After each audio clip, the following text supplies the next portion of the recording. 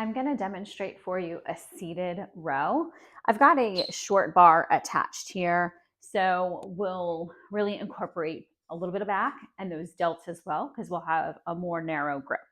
So if you're at the gym, it's going to look a little different. You'll have a bench to sit on, but you will have something to put your feet towards.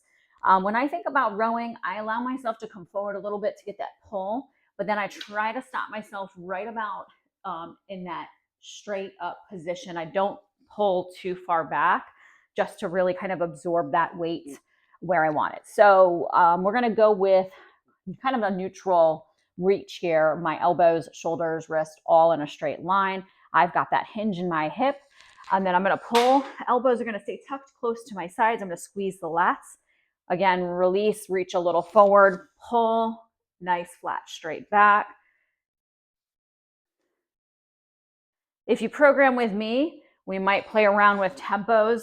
Typically with this variation, I would play around with maybe either a pause at the contraction or an eccentric slow. So what that would look like for purposes of just giving you all the content here is if we go with a pause, we're going to pull on normal or a fast tempo. We're going to hold and squeeze for the determined seconds, and then eccentric slow would come back nice and controlled, explode, pull, hold, pause.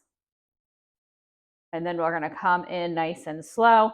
Whenever I train my clients, I tell them to count in Mississippis. So we go 1 Mississippi, 2 Mississippi, 1 Mississippi, 2 Mississippi, 3 Mississippi, big pull 1, hold, and release.